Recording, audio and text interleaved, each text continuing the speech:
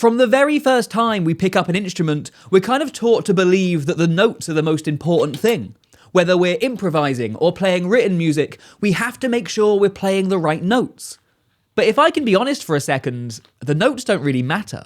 Rhythm is way more important. Now, I get why this happens. If you just look at a bit of written music, even if you're not a musician, you can kind of see the general shape of the melody. This note is higher than that note, and this one's lower, and so on and so on. But the way that we notate rhythm is far less intuitive.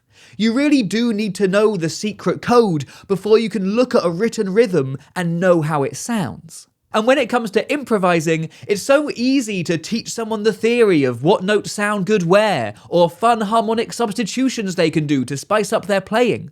Just tell them the notes and let them get on with it.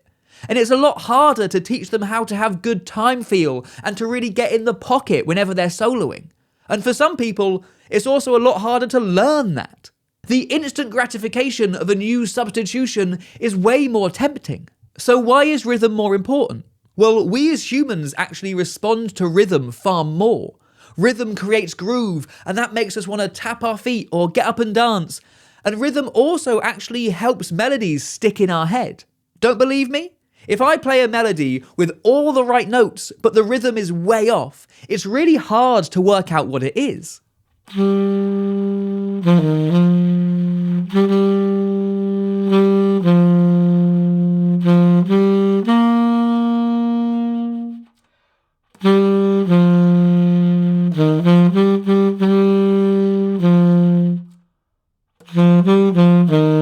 But if I play it with the right rhythm, but some of the notes are wrong, fine, it will sound a little bit strange, but you can still recognize what that melody is meant to be.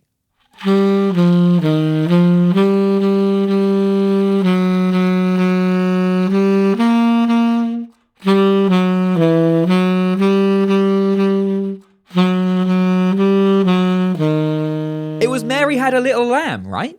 Let me know down in the comments if you were able to guess that correctly. Now let's say you're playing as part of a horn section or a big band. Well, it's the same vibe. No one's really going to notice or mind too much if you play a wrong note.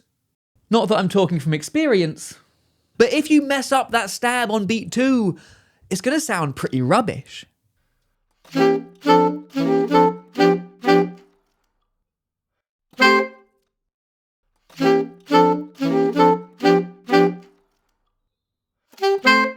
And when it comes to improvising, rhythm is still way more important than the notes. Some of the best solos, regardless of genre, are really quite simple, but they've got killer rhythm and time feel.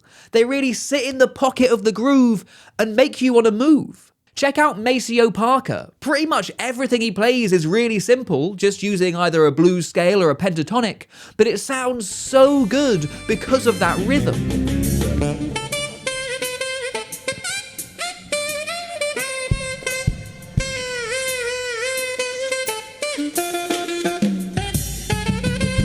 Even bebop, a genre that's, let's be honest, has a bit of a reputation of being just long, constant streams of fast, complicated note choices, is actually full of really cool and interesting rhythms.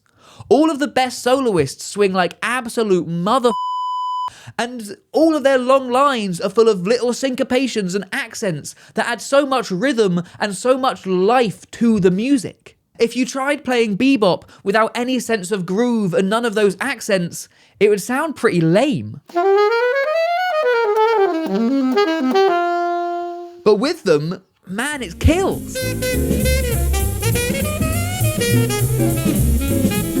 So what can we do to get over our obsession with the notes and start focusing on the rhythm? Well, if you're playing written music, it's surprisingly simple. Make sure you can clap any rhythms you're trying to play and use a metronome to help keep yourself in time. Really focus on sticking to that beat rather than getting hung up on any mistakes you might make. And in terms of improvisation, there are a few different exercises we can do. Firstly, make sure you're transcribing and playing along to the records, really trying to match the musician's time feel and apply that to your own playing. And yes, I do know I say that in pretty much every video. But aside from that, try playing a solo just using one note, so all you have to focus on is the rhythm.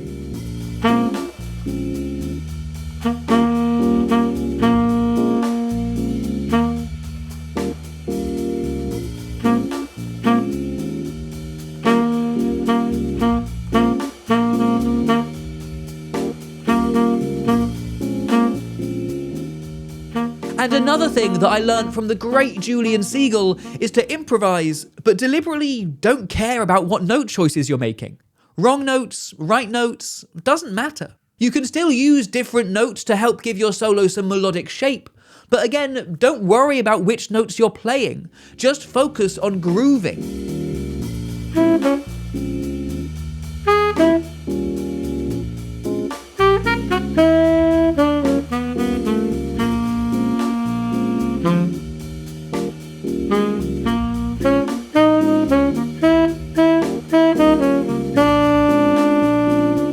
Now, when you're doing this, it can sound a little bit odd depending on what notes you play, but if you're really grooving, it's not going to sound wrong, just strange and a bit crunchy. And that's the power of good rhythm, it kind of masks any slightly dodgy note choices. And if you want to find out a few different ways you can use a metronome to help improve your time feel and rhythm, check out this video next.